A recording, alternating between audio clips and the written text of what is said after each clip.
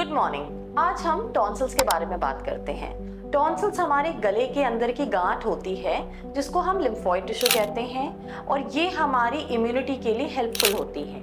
But जैसे जैसे हम ग्रो करते हैं इनकी साइज श्रिंक होने लगती है और इनका कोई काम नहीं रहता हमारी बॉडी में। फिर हमारी इम्यूनिटी टेकन ओवर हो जाती है बाय लिम्फ नोड्स जो हमारे गले में छोटी छोटी गांठें बन जाती हैं उसमें होती हैं। सो टॉन्सिल्स का बॉडी में रहने से क्या हार्म है या क्या बेनिफिट है?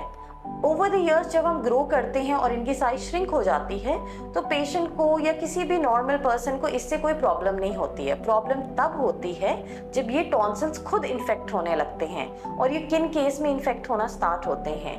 मोस्टली हमारी फूड हैबिट से होती हैं या चेंज इन वेदर हो गया, सडनली हमने कुछ खट्टा खा लिया, ठंडा खा लिया, इसकी वजह से हमारे गले खराब हो जाते हैं। जब वो जनरल गला खराब होता है और टॉन्सिलाइटिस होता है तो हम उसमें कुछ नहीं, मेडिकल मैनेजमेंट करके एंटीबायोटिक्स, गार्गल्स, पेन किलर्स देके हम इसे सेटल कर सकते हैं। But there are some people जो कंप्लेन करते हैं कि हमें तो हर साल में टॉन्सिलाइटिस होता है। तो ऐसे में क्यों हो रहा है? क्या होता है, over a period of time हमारे टॉन्सिल्स की साइज रिपीटेड इन्फेक्शन होने के वजह से बड़ी होती चली जाती है।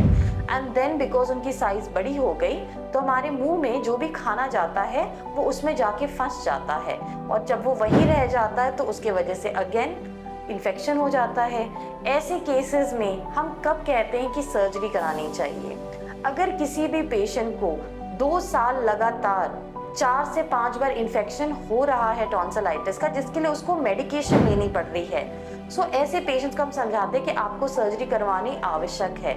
अगर हम नहीं कराते तो इसके क्या साइड इफेक्ट हो सकते हैं? जो अंदर छोटे छोटे पस पॉइंट्स बन रहे हैं कभी ना कभी वो कलेक्ट होके प्रॉपर पस बन जाएगा जिसमें हमें ड्रेनेज करने की आवश्यकता होगी और जब हम ड्रेन करेंगे तो उस समय भी टॉन्सिल निकलेगा।